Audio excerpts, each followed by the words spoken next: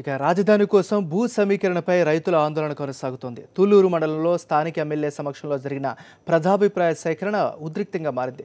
భూములు ఇచ్చేందుకు రైతులు ససేమిరా అంటున్నారు. మా బతుకులు బతికినివ్వండి అంటూ ప్రాధేయపడుతున్నారు. చట్టబద్ధత లేని ఖరారు కాని విధానాలపై ఎలా ప్రజాభిప్రాయ సేకరణ నిర్వహిస్తారంటూ నిడమర్రు వెంకటాయపాలెం గ్రామస్తులు మండిపడుతున్నారు. భూ సమీకరణ ఆపకుంటే తీవ్ర చర్యలు దిగాల్సి ఉంటుందని హెచ్చరిస్తున్నారు. తాడికొండ ఎమ్మెల్యే శ్రవణ్ కుమార్ అధికారుల తీరుపై తీవ్ర ఆగ్రహం వ్యక్తం చేశారు. ప్రజాభిప్రాయ సేకరణ నిలిపివేసి వెంటనే వెళ్లిపోవాలంటూ హెచ్చరించారు.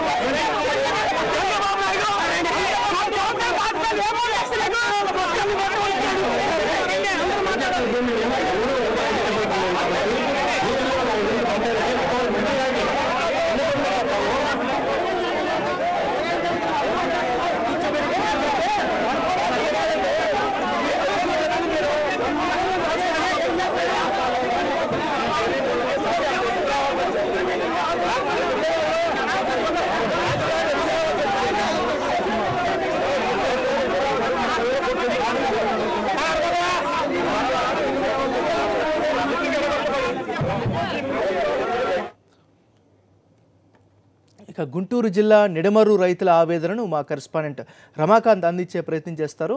Ramakant, over to you.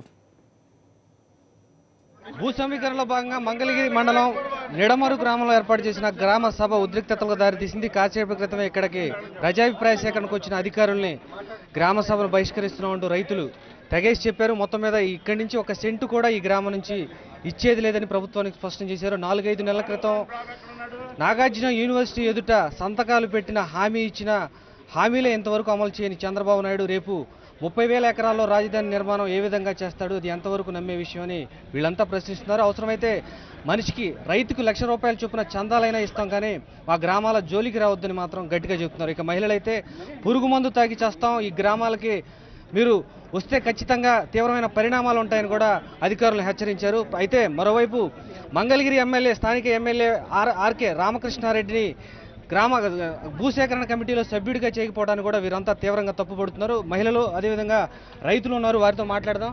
చెప్పండి అమ్మ, గ్రామాల్లో మీరు భూములు ఇవ్వడానికి సిద్ధమేనా? అధికారులకు ఏం చెప్తున్నారు? లేదండి, మాకు మా పెళ్ళప్పుడు మా నాన్నగారు 2 ఎకరాలు ఇచ్చారండి. మా బిడ్డల కోసం మాకు ఎన్ని కష్టాలు వచ్చినా ఆ భూమిని అట్నే అట్టు పెట్టుకున్నాము. ఈ రోజు వాళ్ళకి ఇవ్వమంటే ఎలా ఇస్తామండి? అసలు మేము మా బిడ్డలు ఎట్టు బతకాలి?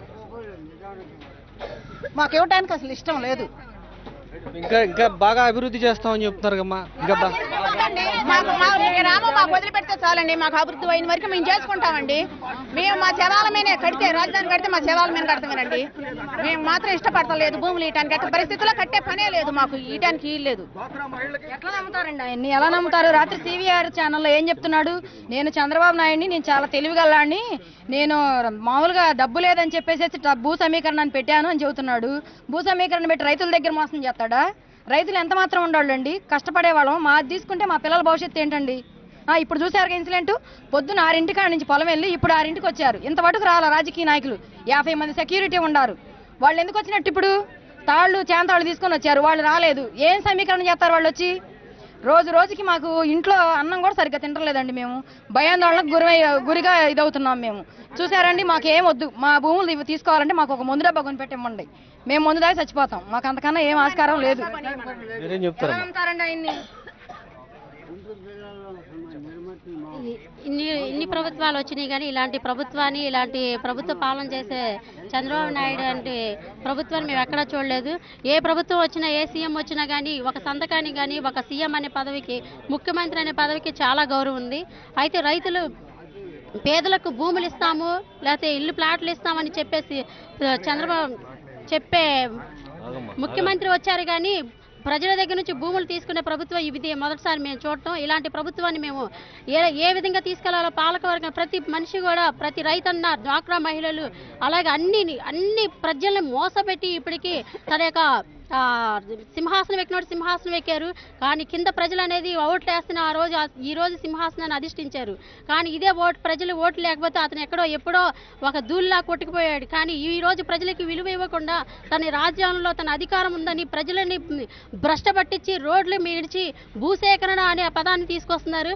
ఈ భూసేకరణ అనేది చూసుకుంటే ప్రజలు ప్రతి గ్రామంలో కూడా రైతన్న భూమిని నమ్ముకొని ఉన్నారు. ఇప్పటికీ ఆ భూమి లేకపోతే వాళ్ళ జీవితాలు అనేవి లేవు. ఒక ఎకరాన్ని నమ్ముకొని ఒక రైతు ఉంటే అదే ఎకరాన్ని నమ్ముకున్న రైతు కూలీలు 20 మంది ఉంటున్నారు. ఒక్కొక్క రైతుకి ఒక రోజుకి వచ్చి 150 రూపాయలు వస్తున్నాయి.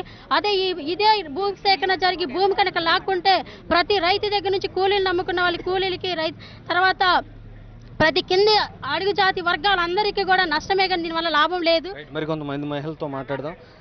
మీరు చెప్పండి అమ్మా, మీకు నష్టపరిహారం కూడా ఇస్తామంటున్నారు, నష్టపరిహారం మీకు నష్టపరిహారం సరిపోతుందా? మీరేం చెబుతారు? మాకు అసలు ఏ నష్టపరిహారం వద్దండి, మాకే నష్టపరిహారం వద్దు.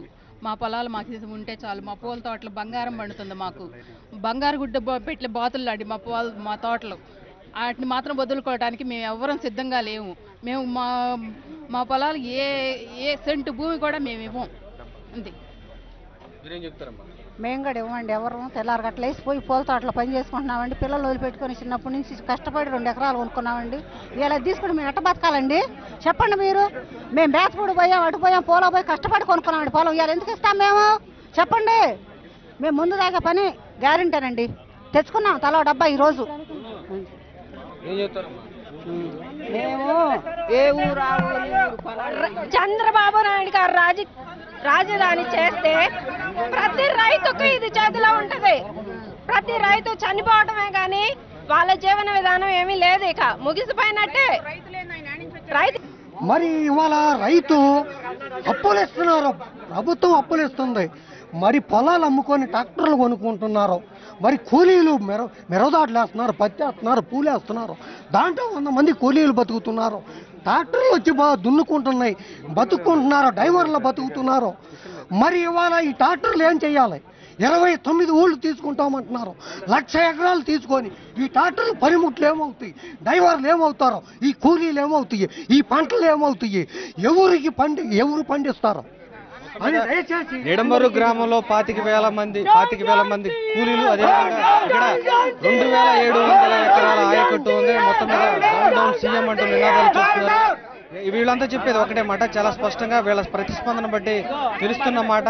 నిడమరు గ్రామంలో ఏ ఒక్కరు కూడా 1 సెంటు భూమి ఇవ్వడానికి కూడా ఇక్కడ రైతులు ఇష్టపడలేదు. మరోవైపు వ్యవసాయ శాఖ మంత్రి ఇక్కడికి వచ్చిన పాపన పోలేదు. మరికొన్ని మీడియా ఛానల్ కూడా ఇక్కడికి వచ్చి తమ అభిప్రాయం తెలియజేయలేదని వీళ్ళంతా ఆవేదన వ్యక్తం చేస్తున్నారు. ఖచ్చితంగా తాము 1 సెంటు కూడా ఇచ్చేది లేదని స్పష్టం చేస్తున్నారు. వీడియో జర్నలిస్ట్ అంజిత్తో రమాకాంత్, సాక్షి టీవీ, నిడమరు గ్రామం నుంచి.